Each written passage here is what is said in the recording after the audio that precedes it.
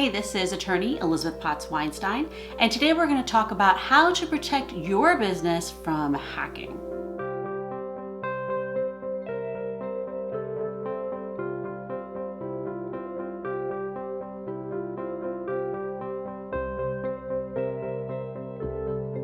So what do I mean by hacking? There's many ways that someone can get access to information that your business has or somehow electronically destroy your business. So it could be phishing emails, it could be viruses, it could be ransomware where someone takes your entire system or your website hostage and is trying to extract Bitcoin out of you. It could be someone just taking down your website, hacking your website. Someone could put malicious stuff on your website because they don't like you personally, or don't like your business, and so they change your website into something else. It could be just malware on the computers of your staff, and so nobody can get anything done because everything is infected and running slow. There are a lot of ways for some kind of hacker or disgruntled person who is even connected with your business to attack you electronically.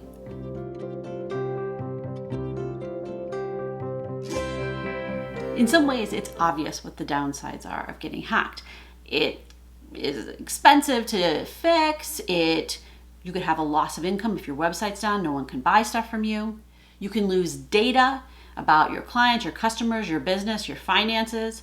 You can have your information about your business, about you personally, about your employees, be just put out there on web for everyone to see. And also the information of your clients and customers and vendors put out there for everyone to have access to, which is generally just a bad thing. And also you may have some legal liability for that.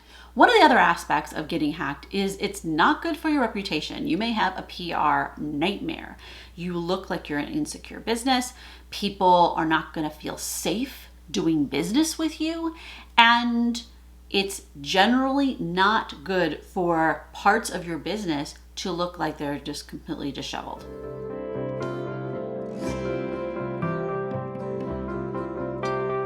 So what do you do to protect your business from this malicious electronic hacking stuff? Well, obviously some of it depends upon who the actors are, who are the people who would be doing this. And it could be complete random strangers who are just doing it for fun. It could be people who are doing it to get information from you, which may or may not be a risk for you in particular. Some businesses have a lot of risk for that because they are in a controversial industry or where information is highly valuable, and some people are just kind of a regular type business, but that's less likely. You can also have disgruntled employees, disgruntled customers.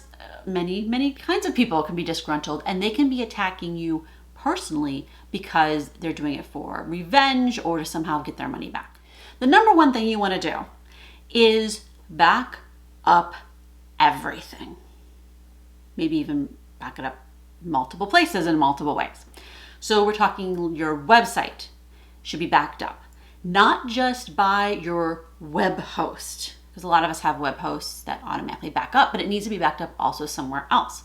So your web host might be backing you up every hour or every day or every week. You want to have some regular process where you also back up your website on your home computer, on Dropbox, wherever, somewhere else beside your web host. Because what happens if they go down? You want to be able to take your stuff and move them to a different host. You also want to have all your data backed up. So the data on your personal computers, on the computers of your employees, all that needs to be backed up. You also probably have data that's on various cloud servers. So if you have stuff on Google Docs, if you have stuff on Dropbox, all that needs to be copied somewhere else.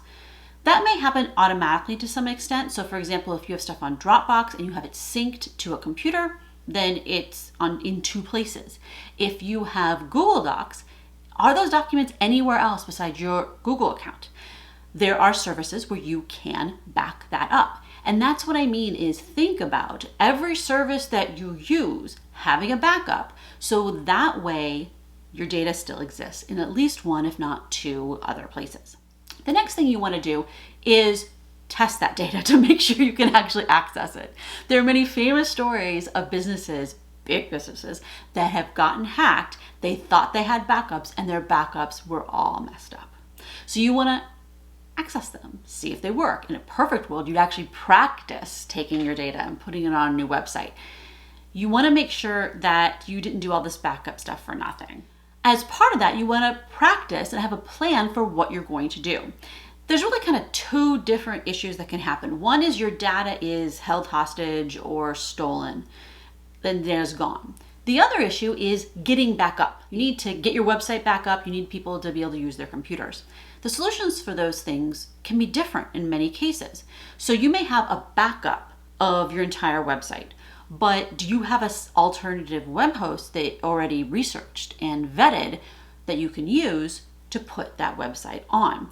Do you know how to change your DNS so you can switch over the website? Do you even know what that means? Okay, you want to make sure that you have all this stuff figured out. So if your website gets hacked, or your computer gets hacked, or destroyed, or data is lost, you can be back up again as soon as possible. Another thing you want to do is look at education for your employees, staff, even your customers, clients, on how to not be hacked. I mean, we're talking about having making sure people don't open up emails and just click on random links when it comes from a stranger, that people aren't downloading random stuff from the internet and putting it on their computer, that people know how to select good passwords.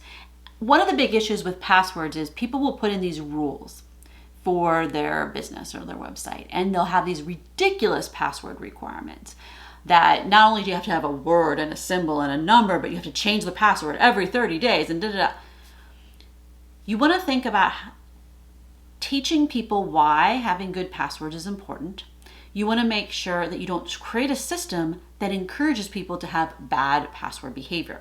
So for example, if you have a system where people have to use some bizarre symbols for their password and they have to change their password every 30 days, they're going to write their passwords down. And there's a good likelihood that they're going to create a text document on their desktop of their computer and put them all there, which is the worst, okay? The absolute worst.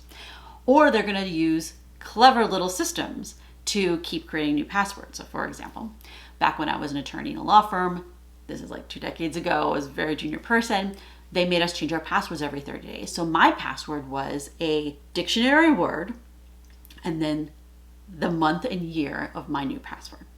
Okay, that is a terrible password. Okay. Dictionary words can be easily hacked because it's lists of dictionary words, obviously. It's a dictionary. And month and year is pretty guessable, right? So that creates a system where people are going to have terrible passwords. You want to teach people what actually goes into creating a good password and help them, coach them in using it. You want to have double authentication on, so which means that it's not just a password, a name and password to get into your system. You're also having something else.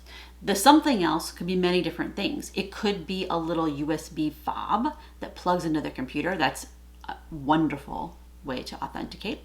It could be a code that gets sent to people's phone or an application like Google Authenticator. There are many different ways. You could have a secondary, you could think of it as a second password. That's something that people know, something they are, something they have, something they have access to that's separate from their name and password.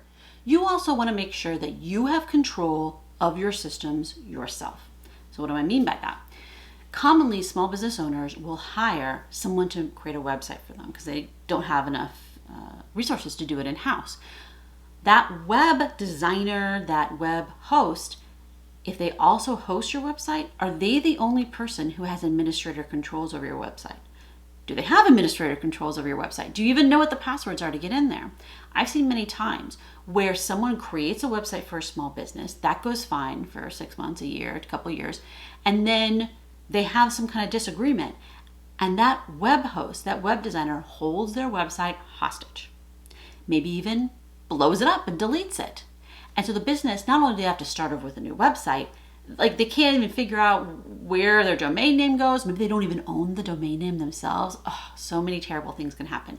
You want to be the person who has admin rights over your website. You can access everything. You have the passwords. You are the one who controls all that data. You also want to know who has access to all the systems. One thing that can happen that's very common, even with big businesses, is former employees, when someone's terminated or someone's quits, still has access to the Twitter account. They still have access to the website. They still have access to email, all kinds of things. You need to have a process where when someone leaves or you stop a relationship with somebody, that you get all that control back. So no one who is especially disgruntled can make bizarre changes to your website or your Twitter or your other social media sites. One of the last things that I want to talk about today is updates. One way to keep your website secure, your computer secure, is to make sure that you install updates on your systems as they get pushed out by the various companies. Now, don't get me wrong, I hate doing updates. It irritates me because I have to stop what I'm doing and I have to do this update and then stuff won't be compatible. It's this huge headache. But if you're not making those updates, some of those updates will be security updates because they found a hole that can be hacked. And if you don't make that update, if you're the one business who didn't do it, now you have a hole that hackers can use to get into your website, that they could use to get into your computer. So you want to try to install security updates as soon as you can. Again, this is Elizabeth Potts-Weinstein. If you have any questions about what we talked about today, feel free to put them in a comment below and I'll try to point you in the right direction. Thumbs up if you found this video helpful and subscribe for more legal tips for small business owners and entrepreneurs. Thanks a lot for watching.